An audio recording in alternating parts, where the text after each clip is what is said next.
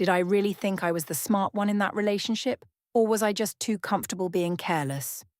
I told myself that everything I did was reasonable, that a woman has the right to choose who stands beside her on the most important day of her life, and if Marcus had a problem with that, the problem was his. I thought I held all the power that day, but I walked straight into the end of everything I had. My name is Vesna Calloway, and I am 32 years old, and I was absolutely certain I was the smartest person in my marriage. I work as an event coordinator at a mid-sized hospitality firm, which means I spend my days managing moving parts, calming difficult people, and making sure that every room feels exactly the way it is supposed to feel. I am good at this. I have always been good at this.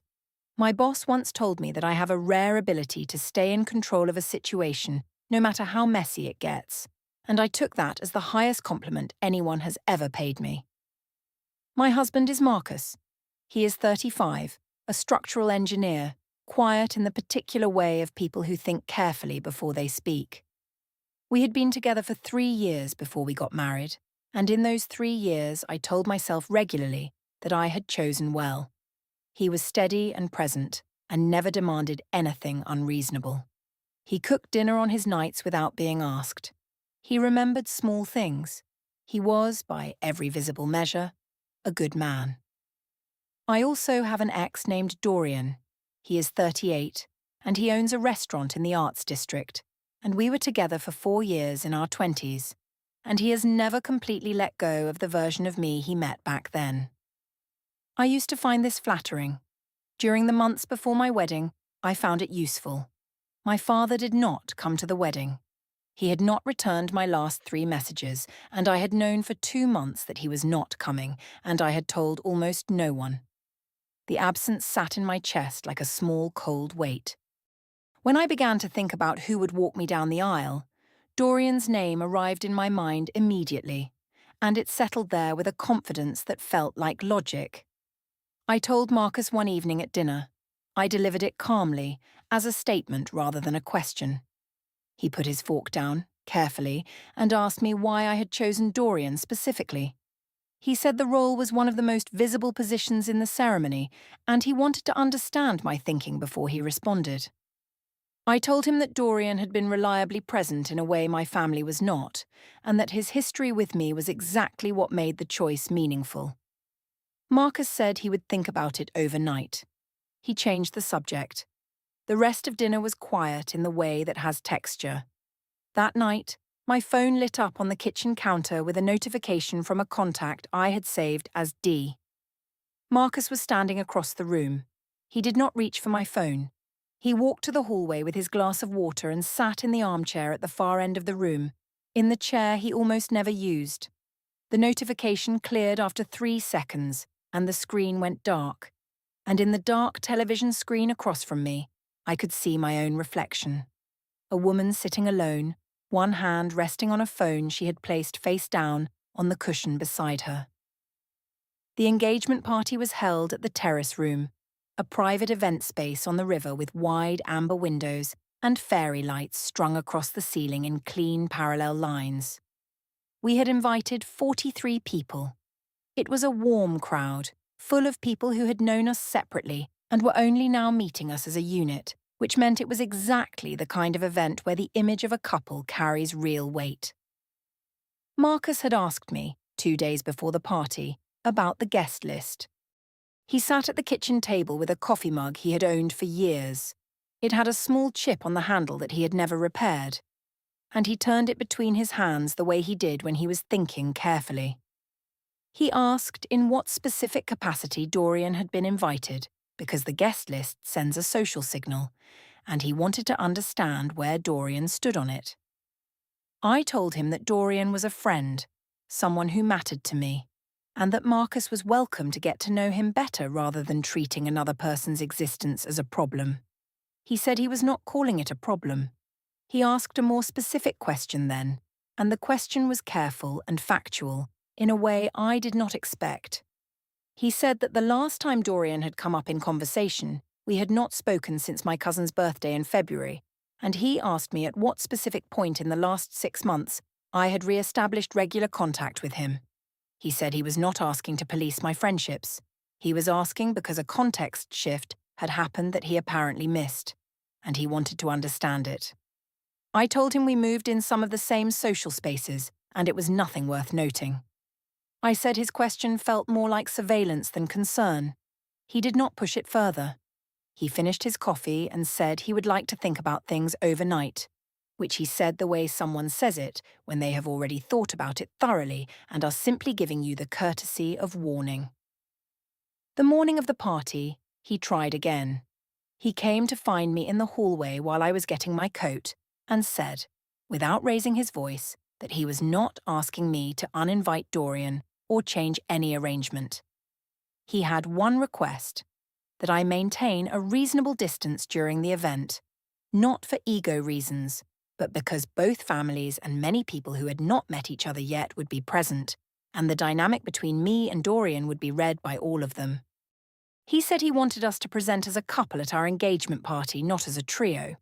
I told him I would not police my own warmth toward my friends, and that if he was worried about appearances, the most effective thing he could do was feel confident rather than make demands of me. He said it was a request, not a demand. And there was a difference.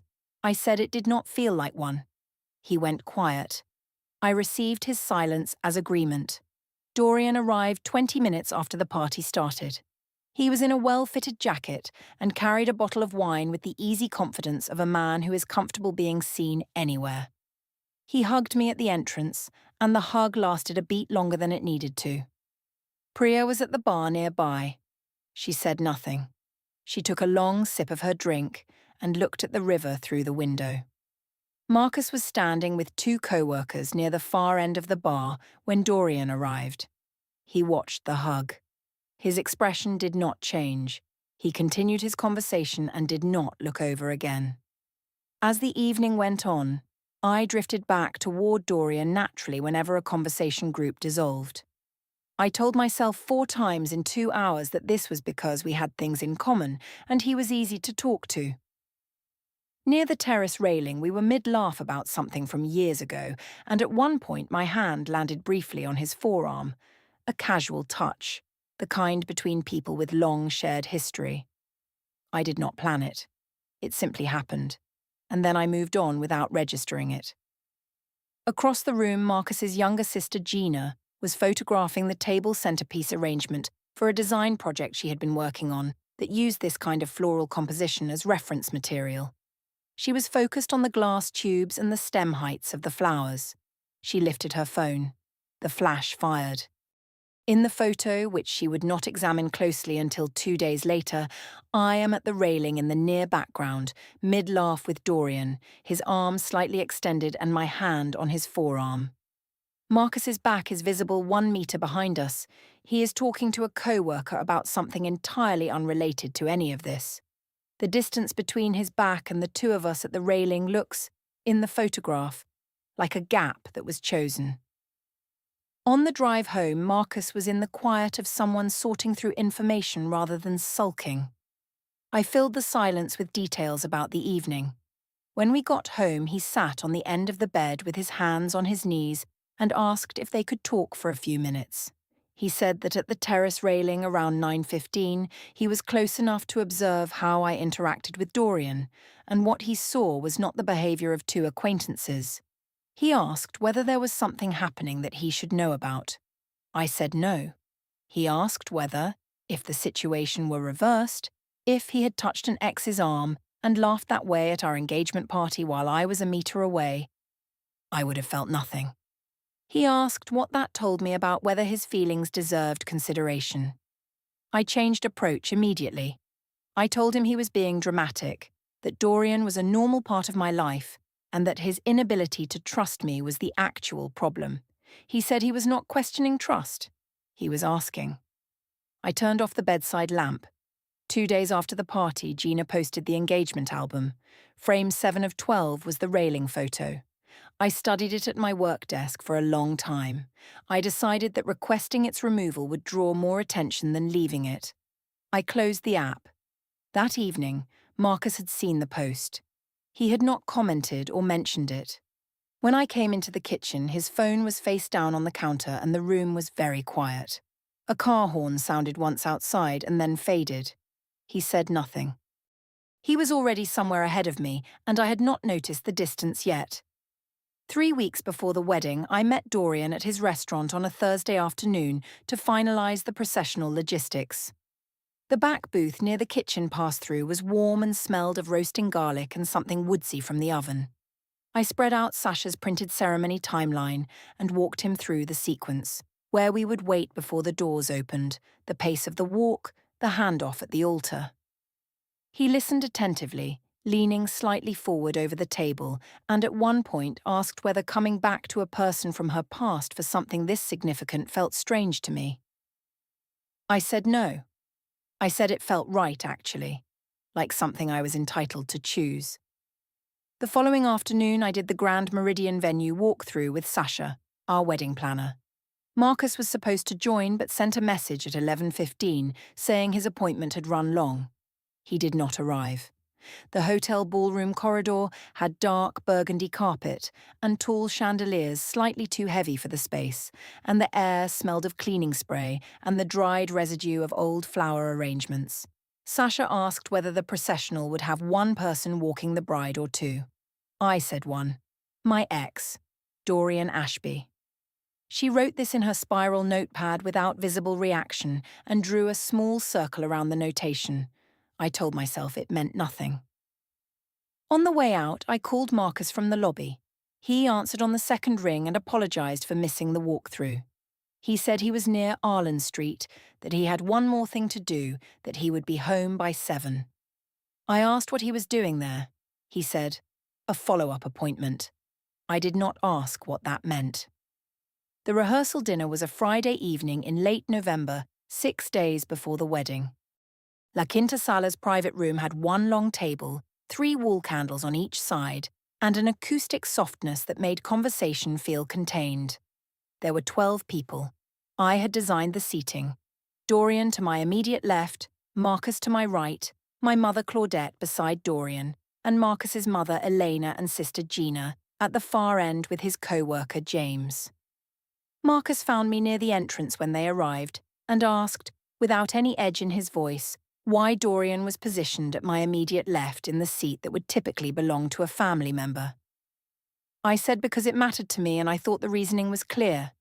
He said he wanted to say one thing plainly before they went in. He said the way they presented themselves tonight would set a tone that both families would carry into the wedding.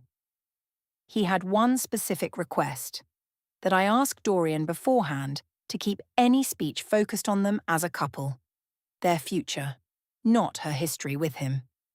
He said it would take 30 seconds. I told him Dorian would never say anything inappropriate, and I was not sending a controlling preemptive message to my guest based on his anxiety. He asked me directly whether, if she truly believed there was no risk, sending a 30-second message cost her anything at all. And if it cost nothing, why refuse? I told him I refused because sending it implied I agreed with his distrust.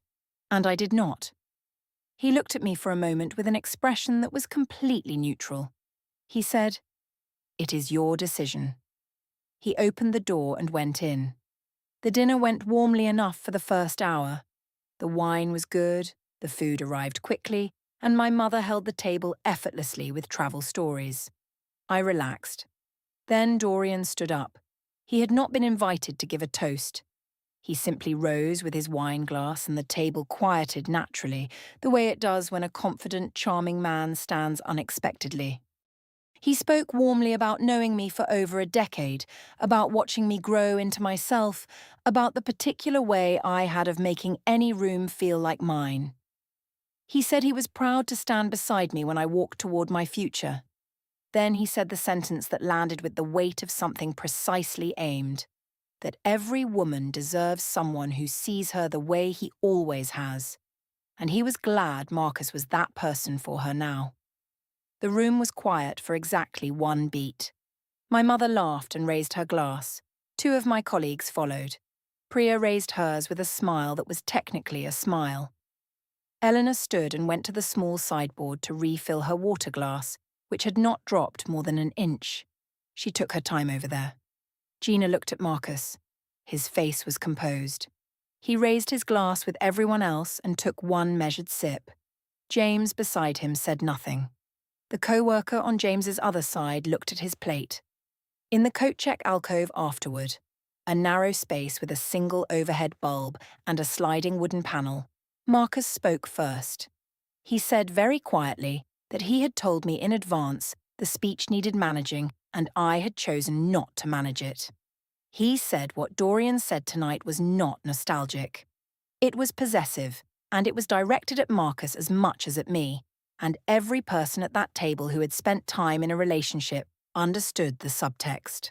I told him Dorian was being emotional and generous and nostalgic, and that if Marcus heard something threatening in it, that was his insecurity filtering the words, not anything Dorian actually said. He asked me whether the phrase "the way I always have," spoken in front of both families 6 days before our wedding, was or was not referencing their years as a couple. And if it was, then who was that comment actually for? He asked whether I had staged it. I said that was an insult. He looked at me for a moment. He pulled on his coat. He said he could see exactly where they were. He walked out the door first, and I stood under the yellow bulb for 3 seconds before following. Outside, the gap between us in the doorway was a centimetre wider than it had ever been. He hailed the car and opened my door first. He was courteous the entire ride home. At home, after midnight, I passed the study on the way to the bathroom. The desk lamp was on through the half-open door.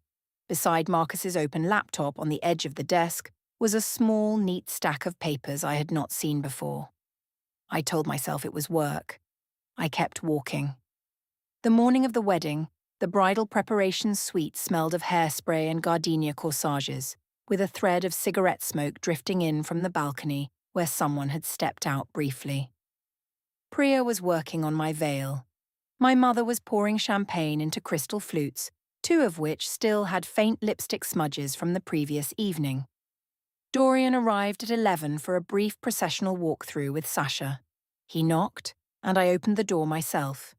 He looked at me in the dress and said something in a low voice that made my mother laugh out loud. Priya set the veil clip on the vanity counter and looked at the mirror rather than at them.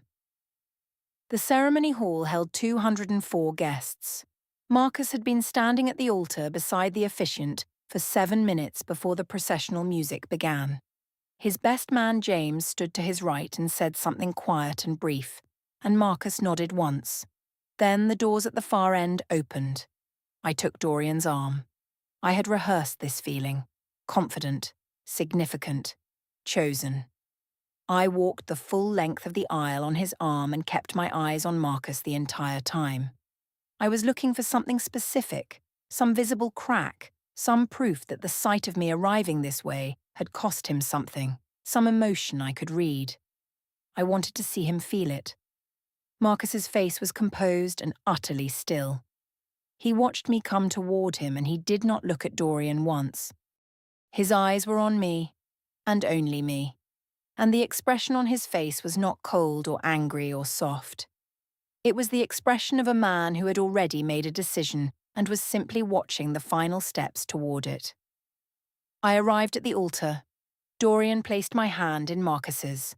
Marcus's hand closed around mine. His hand was warm and dry. Mine, I noticed, was not. At the reception, the ballroom was warm and loud, and the dress shoes on the polished hardwood floor made a faint squeak with every step. I was at the head table. Dorian was at a round table 4 meters away. I checked his direction more than I intended to. Priya gave her maid of honor speech, warm, practiced, and carefully written to avoid mentioning Dorian's name. She had rewritten it 4 times in the last 2 weeks. Then Dorian stood up again.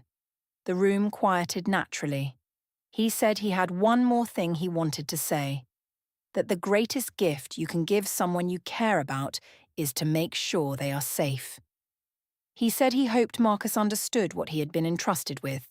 He said it warmly, generously, as though this was entirely appropriate. The table of Marcus's co-workers went completely silent. James looked directly at Marcus. Marcus had his right hand flat on the white tablecloth, completely still. He lifted his glass, took one slow sip, set it down, and returned his hand to the tablecloth. Later that evening, at Eleanor's house, the dining room table was set with the good plates and smelled of roasted meat and melting candle wax. My mother talked about the wedding as if every detail had been perfect. She mentioned, mid-sentence, that Dorian had looked wonderful. Eleanor put her fork down and said it was an unusual choice, having a former partner walk the bride down the aisle. My mother said it was a beautiful choice, that Vesna's father was absent and someone had to step in. Eleanor said that Marcus's family had also been present and none of them were consulted about the arrangement. I said, from across the table, that Marcus had been consulted and understood my reasons. Marcus, directly across from me, did not confirm or deny this. He cut his food and did not look up. Eleanor looked at her son for a long moment and then said, directly to him, that she hoped he knew his family was always on his side in whatever came next. In the hallway between the dining room and the front entrance, Marcus found me alone while the others were clearing plates. He spoke quietly and without anger. He named 3 things: the late-night call I had described as work, the seating arrangement at the rehearsal dinner, and Dorian's second toast at the reception. He said he was not calling them unforgivable. He was naming them because he needed them acknowledged. He asked at which point during the day, in the morning, during the ceremony, or at the reception, I had stopped to consider his actual feelings, not his insecurity, not his preferences about exes, but his actual feelings as the man standing at the altar, watching me arrive on someone else's arm in front of everyone we had ever known. He asked me to name one thing I had changed in the planning of this day because of his feelings. I could not name one. He said he expected their marriage to function as a marriage, not as a venue for reenacting her history with other people in front of both families. He said it once, clearly, and then went back into the dining room. Later, in the hotel suite, after everyone had gone and the room smelled of gardenia and old champagne, I was in the bathroom when Marcus's phone vibrated once on the nightstand. I heard him pick it up. I did not hear him speak. When I came back out, something had shifted in the quality of his stillness. Not outwardly different, simply finished with the emotional portion of the evening in a way that had nothing to do with tiredness. He said he was going to sleep. He said they would talk logistics tomorrow. Not, let's figure this out. Not, give it a day. Logistics. While I was back in the bathroom 10 minutes later, he took the folded wedding program from the nightstand, the ivory ceremony card that listed his name as Marcus, a misprint in the final proofread I had never caught, and slid it into the inside pocket of his ceremony jacket, which hung on the chair near the door. In the morning, I noticed the program was gone and assumed housekeeping had moved it with the glassware. I did not think about it again for several weeks. The week after the wedding, the apartment felt different in the way that rooms do when the air pressure has quietly changed. Marcus unpacked efficiently and without commentary on Sunday. He moved his wallet and daily keys from the kitchen counter, where they had always lived, to a small ceramic bowl on the study desk. He did not explain this. He cooked dinner that evening, enough for 2, and was present and polite, and answered everything I said with single sentences. On Tuesday evening, I tried a different approach. I used my most measured professional voice, the one I used when a client event had gone sideways and I needed to reset the room without anyone losing face. I sat across from him at the dining table and said I wanted to have an honest conversation about the wedding, that I knew it was not perfect, and that I wanted our marriage to start from a place of genuine understanding. I used words like framework and going forward and mutual respect. I said I was open to discussing how we managed our social relationships, that I believed clear agreements could prevent this kind of tension from recurring. He listened until I finished. Then he said he appreciated the offer. And he had one specific request before the conversation could go anywhere useful. He asked me to name one thing I would have done differently about the rehearsal dinner, not the broader arrangement, not the ceremony, specifically the rehearsal dinner.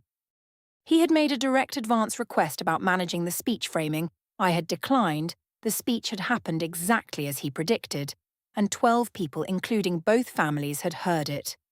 He asked for one honest acknowledgement of that sequence.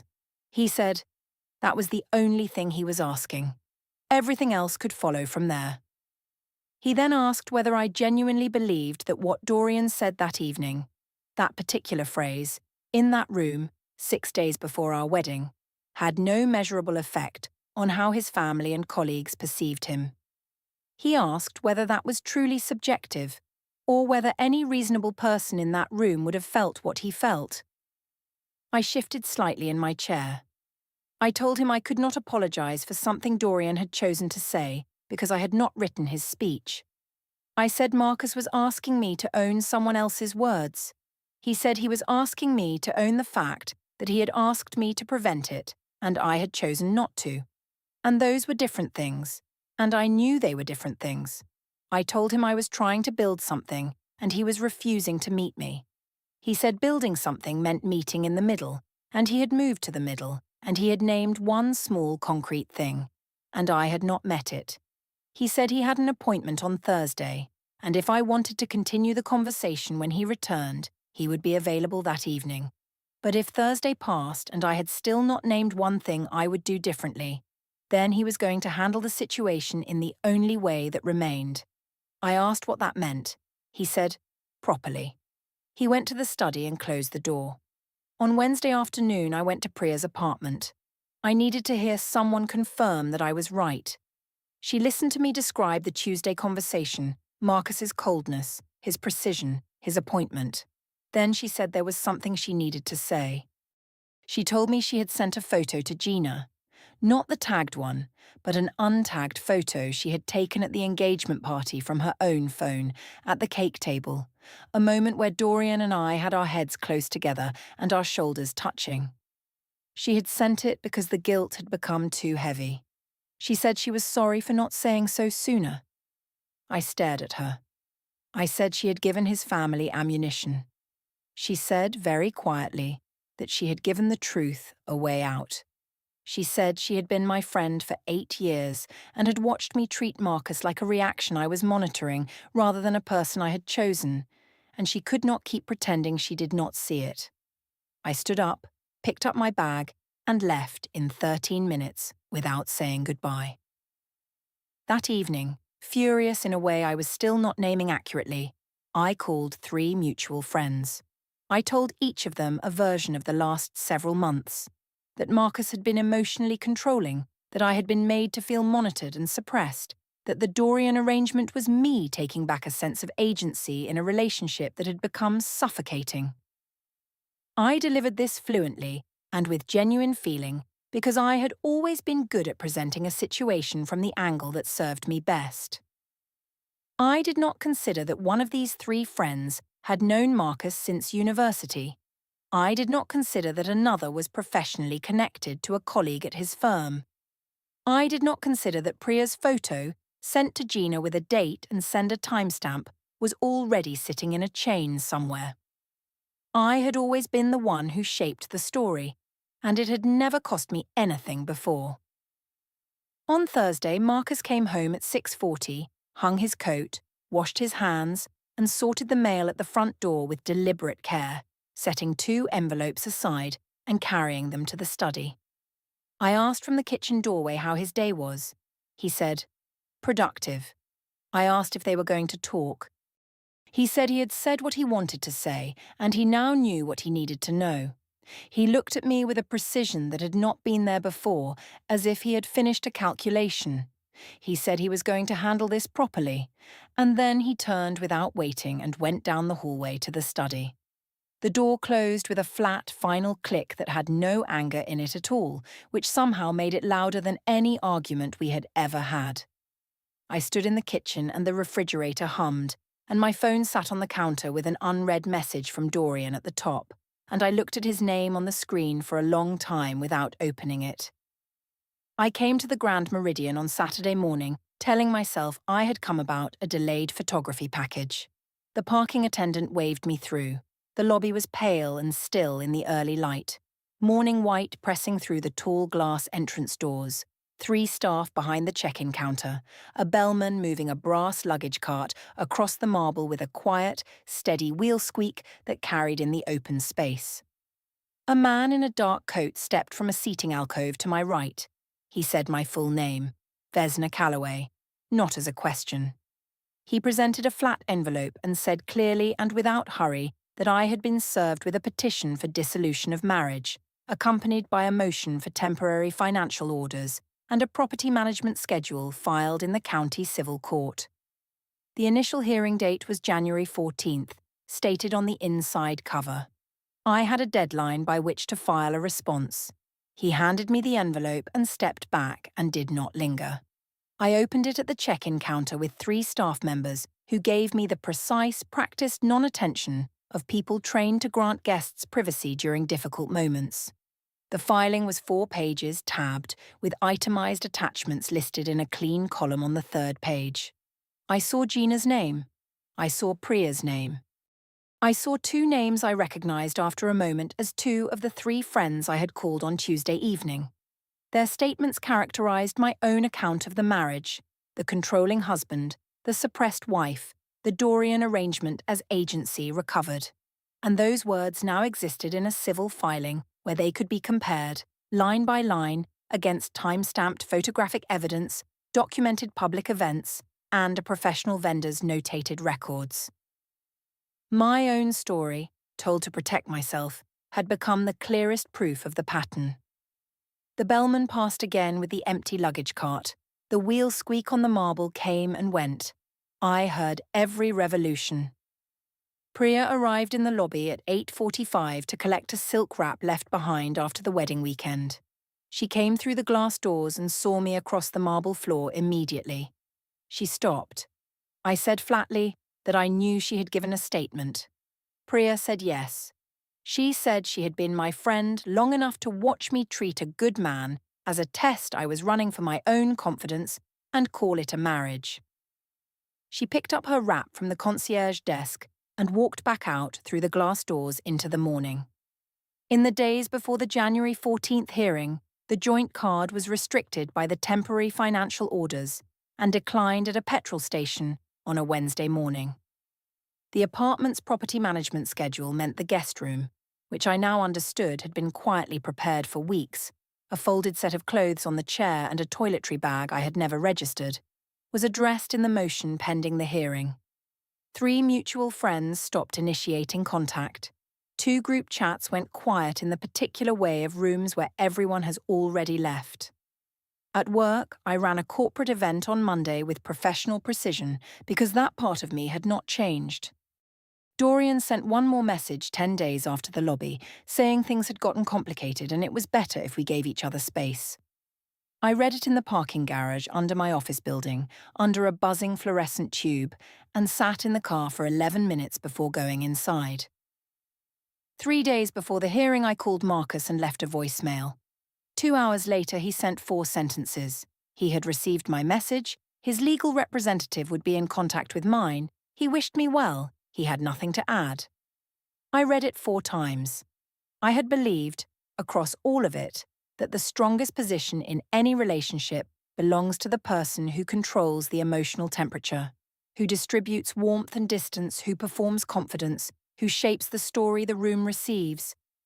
I had thought Marcus's patience was passivity, his composure at the altar the stillness of a man who had given up. I had believed that bringing Dorian to walk me down the aisle was the ultimate measure of how much he would absorb, and that absorbing it without crumbling meant I had won. What I had not understood was that his composure was never about absorbing anything. It was about recording. Every question I dismissed, every dinner he left quietly, every night the study lamp burned past midnight. Those were not the behaviors of a man defeated. They were the behaviors of a man building something with the materials I kept handing him. The hearing was a Thursday morning in January, formal and brief. The temporary orders were confirmed.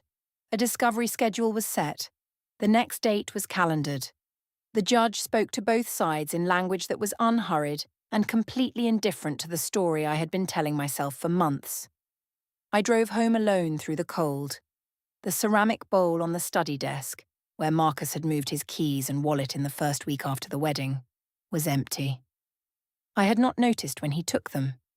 I made coffee for one and stood at the kitchen window and drank it. And outside, the city moved through a Tuesday morning the way it always does, continuous and indifferent, and no one was watching me to see how I held the mug.